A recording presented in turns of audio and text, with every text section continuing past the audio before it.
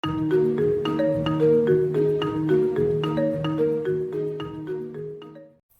akan lanjutkan belajar tentang pemrograman web, masih di REST API menggunakan Lumen pada bagian yang ke-9. Kita akan belajar melakukan insert data. Kita langsung ke materinya. Kita akan lihat dulu di dalam VS Code ini, di dalam kategori controller kita akan gunakan tes dulu di new terminal. Kita akan lihat PHP artisan route, kemudian list, kita enter. Di dalam sini untuk melakukan post kita ke API kategori, kemudian dia akan menjalankan function create ini.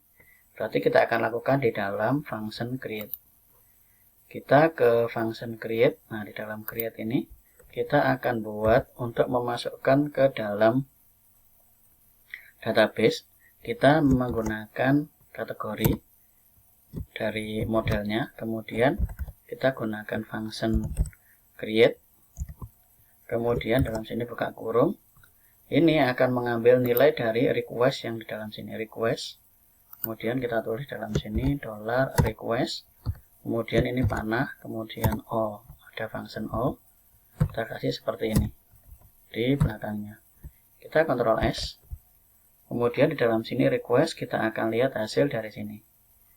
Kita akan coba menggunakan postman. Di dalam sini kita akan gunakan post, kemudian bodinya kita isi. Dalam sini kategori kita isi dengan coba kategori dan coba keterangan, kemudian kita send. Nah, ini ada error. Kemudian kalau kita lihat di dalam preview, nah ini add kategori to available property. Jadi ini ada error dari Lumennya. Kita harus memasang available. Kita kembali ke sini. Kita akan cari di dalam laravel.com docs eloquent ini. Kita akan ketemu dengan ini. Kita akan tambahkan di dalam modelnya adalah protected $available. Jadi kita akan cari di dalam model, folder model. Nah, di model ini ada kategori. Kita akan tambahkan kolom mana yang bisa diinputkan. Protected $available.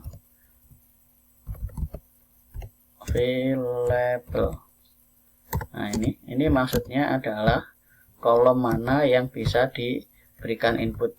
Kolom yang kita bisa berikan input adalah sesuai dengan yang ada di dalam sini, yaitu kategori dan keterangan. Berarti di dalam sini kita masukkan kategori, kemudian koma, kita kasih kolom lagi yaitu keterangan. Kita Ctrl S, kemudian kita akan tes lagi dengan menggunakan postman. Kita ke dalam sini, kita ke send. Nah, ini berhasil dimasukkan. Kita lihat di dalam database, di dalam sini kita refresh. Ini masuk coba kategori dan coba keterangan. Saya akan tambahkan lagi di dalam sini coba kategori lagi, dan di dalam sini keterangan lagi. Kita akan rubah sedikit di dalam controllernya, kategori controller yang request create ini kita akan ganti dengan seperti ini. Data sudah dimasukkan. Kita Ctrl S. Kemudian kita ke dalam sini, kita send. Nah, ini keluar data sudah dimasukkan. Kemudian kita lihat kembali ke dalam sini, kita refresh. Nah, ini coba keterangan lagi, coba keterangan lagi. Ini saya menggunakan ID-nya saya decrement. Jadi ini kalau untuk supaya ID ini naik dan klik lagi supaya ID ini turun. Jadi ini saya gunakan seperti itu. Increment itu tinggal klik saja ininya. Increment itu artinya naik, kemudian kalau decrement dia turun dari yang besar ke kecil. Jadi coba keterangan lagi. Jadi kalau kita masukkan data otomatis nilainya ini akan ke turun. Jadi coba lagi, kemudian saya tambahkan tes. Sini juga saya akan tambahkan tes. Kemudian saya send. Hasilnya ini, kalau kita kembali lagi ke dalam sini, kita browse. Coba keterangan lagi tes. Nah, ini. Kemudian kita akan juga lakukan untuk pelanggan. Berarti dalam pelanggan sama, kita akan copy saja yang di dalam sini. Copy. Kita cari yang pelanggan controller. Kita cari yang create. Nah, ini, create. Kita tinggal ganti saja kategori ini dengan pelanggan. Kemudian kita bisa Ctrl S. Yang create ini kita akan tambahkan di dalam sini request $request. Jadi Ctrl S. Jadi di dalam public function create ini sama di dalam kategori controller ini ada request untuk request. Jadi untuk menerima yang diinputkan menggunakan ini objek request, kemudian kita menggunakan variabel request. Ini sama, jadi ini request. Kemudian kita tambahkan juga di dalam routes-nya, jangan lupa di dalam web.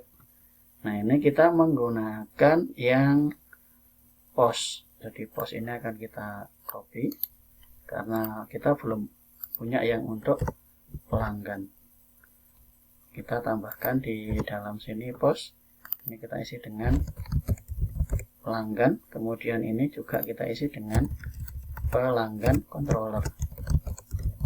Pelanggan controller kita Ctrl S. Kemudian jangan lupa modelnya juga kita akan ubah sesuai dengan yang bisa dimasukkan. Nah, ini kita tambahkan dengan fillable. Ini kita akan copy dari model kategori. Kita masukkan yang di dalam sini. Fillable. Kita ubah kolomnya sesuai dengan yang di fillable.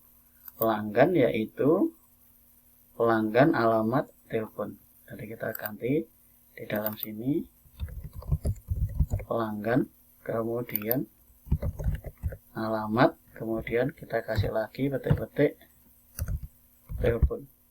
Seperti yang ada di kolom sini. Telepon. Kemudian kita Ctrl S.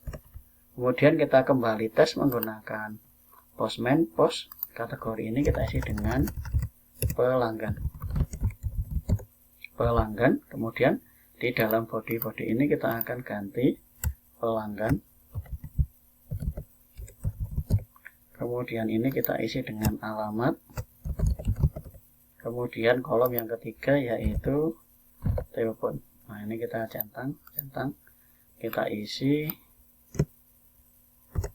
tes pelanggan, kemudian kita isi tes alamat, kemudian ini kita isi tes telepon. Kemudian kita akan coba lakukan send. Nah, ini data sudah dimasukkan. Kita lihat di dalam sini, kita ke refresh. Kemudian ini kita akan coba lakukan dengan decrement. Nah, ini kita lagi. Nah, ini keluar tes pelanggan, tes alamat, tes telepon. Jadi ini sudah sama seperti yang kita masukkan di dalam sini. Tes pelanggan, tes alamat, tes telepon. Nah, itu cara untuk melakukan insert data. Jadi sangat mudah. Tinggal mengatur ini model, mana yang boleh dimasukkan kolomnya, yaitu kolom pelanggan, alamat, dan telepon. Kemudian di dalam pelanggan controller, kita memanggil ini, yaitu modelnya. Kemudian kita ke function create, kemudian ini request. Jangan lupa ditambahkan dengan all ini. Kalau request saja tidak bisa, karena yang bisa masuk ke function request ini harus dalam bentuk array asosiatif. Kemudian kita return respon JSON untuk mendapatkan hasil kembalian. Apakah yang kita masukkan itu berhasil atau tidak. Jadi sangat sederhana sekali caranya. Itu saja materi tentang insert data. Silakan dicoba. Kita lanjut ke video berikutnya. Terima kasih.